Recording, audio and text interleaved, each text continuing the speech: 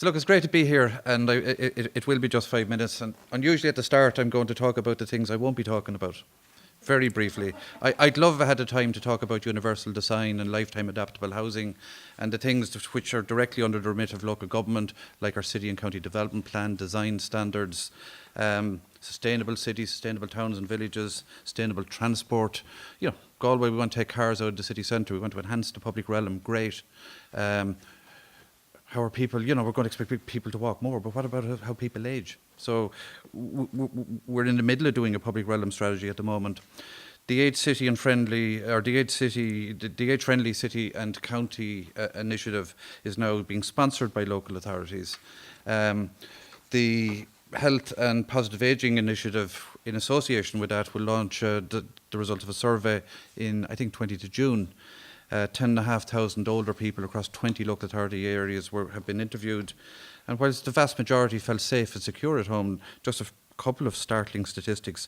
11% experienced negative attitudes or behaviours towards them. 15% report feeling isolated some or all of the time. And 14% had an experience that left them feeling concerned about their personal safety. That's just one little piece of what's emerging from that survey. Some of the things I do want to say, and I think it's important, and I'm sure Niall Crowley will probably build or even mention some of this. I had a look at the Rock Law commentaries by De Gruyter, and just 2 paragraphs, they really resonated with me. The right to adequate housing is universally recognised as a socio-economic right. There's 2 main components. One, the socio-economic aspect, which underlies positive obligations of the state to provide adequate accommodation. And 2, the privacy-related aspect, which emphasises protection of the home against forced evictions, harassments and other types of intrusion. In essence, both the right to adequate housing and the right to protection to home correspond with the basic human need of a safe shelter. The culture-related aspect of housing signifies respect for the choice of the way of living and adequate consideration of venerable status of certain groups, including cultural and ethnic minorities. Among the vulnerable groups, we must also consider older people. The UNHCR has said the right to adequate housing is a component of the right to an adequate standard of living. And the UNHCR also went on to say that disadvantaged groups must be accorded full and sustainable access to adequate housing resources. So obviously, social disadvantaged groups such as the elderly in particular, we should ensure some degree of priority consideration for groups such as the elderly in the housing sphere, and that's not the case. We're in Galway City Council, same as every local authority, we're doing at the moment an up-to-date housing needs assessment. We're required to do it every 3 years, but I can tell you now, the last one, a huge majority of people on that housing list are single people, generally over 45 years of age, and a very, very significant number over 55 and over 65. And they've been on that list for years. And based on the rate we're building houses, they haven't a hope of getting a house from us or any other local authority in the foreseeable future. And I personally think that housing law and policy should take fully into account the special needs of the various groups, but especially the elderly. The UN Declaration of Human Rights on Article 25, it attributes to aged persons the right to a standard of living adequate for their health and well-being, as well as the right to security. Similarly, Article 25 of the 2000 Charter of Fundamental Rights of the EU recognises and respects the rights of the elderly to lead a life of dignity and independence and to participate in social and cultural life. So I won't go on very long.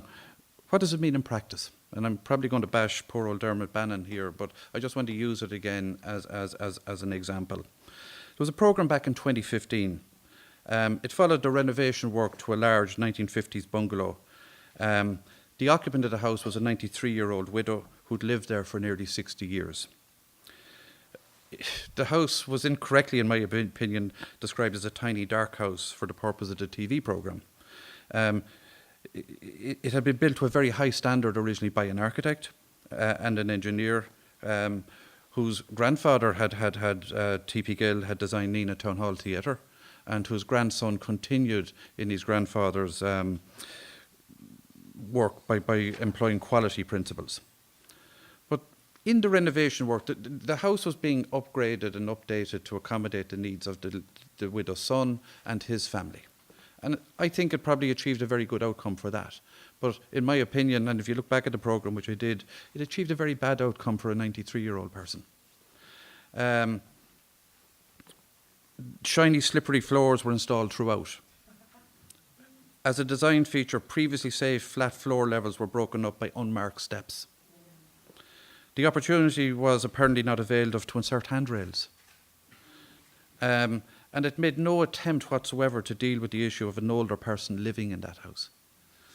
A valuable opportunity was missed, which could have, been great public service broadcasting to show how such a renovation could be done to accommodate everybody's needs. And there's a sad bit to the story. That older person was in effect denied access to many parts of the house, such as the kitchen, the drawing room, where the family mostly lived, and mainly because of fear of tripping on the floors and dealing with the steps. She was often sadly confined to her room, not because she had a disability. She was actually very, very good on her feet, but by fear of falling. And the inevitable did happen. She actually did fall. And she broke her hip. And she ended up in hospital. And she died. And the hip injury contributed to her medical cause of death. And look, I'm not bashing Dermot Bannon. He wasn't the only one involved in designing that, and the family made the calls. It was an opportunity lost. Like, architecture is one of the 7 art forms. It can be construction studies or it can be art. But as art, as understood today in practice and some of the principles we use in local authority, architecture must subscribe to and participate in the accepted art standards of community, participation, transparency, integrity and empathy. Look, the vast majority of architects are way above reproach. Doctors differ. What happens if architects differ? And architects can't and don't and shouldn't shoulder all the blame. There's many, many others. Engineers, planners, people like me, city and county managers or chief executives as we're called now, elected representatives, business interests. All of these competing mix of interests are all the time coming at things from different perspectives. So, conscious of the time, I would love to go on and point out that there is hope. Some of the things that we're doing, other local authorities are doing. I'm glad now there's going to be much more rigorous enforcement of building regulations and the requirements in relation to disability, because factor in the needs of people with disabilities, you're also indirectly catering for needs of older people as we age. But the opportunity is being lost again and again and again in the area of lifetime adaptable housing. Why? It's been driven by, primarily in my opinion, an economic imprimatur. We're going up, we're trying to squeeze more. Fine, higher densities are grand, but we should not sacrifice good design, good planning, just purely for economic reasons. The public realm as well, and look, we're atrocious at it here. Hopefully we'll be spending a significant amount of money trying to improve the public realm. We have a very high slip and trip fall pattern in the city centre at the moment, particularly on Shop Street. And my initial thoughts, well, it's obviously the people coming out to nightclubs late at night after... no, most of the falls happen before 8 o'clock in the evening, and most of the falls are people in the 50 to 60 age bracket. So it's not people in high stilettos who so that puts challenges on people like me. I try to get work done for a budget, but am I prepared to go beyond it and say, look, we're doing it for the future? So the very, very last thing I'll say is there's many, many good things coming, and I hope Bealtaine will come back to Galway in 2020 when it will be European Capital of Culture. And I think it provides, that programme for Galway itself provides a huge opportunity to deal with some of the issues that we're talking about here. But I'd love to think that there would be a very, very strong presence in Galway in 2020, despite the little hiccups at the moment, which will be resolved soon. So that's my 5 minutes.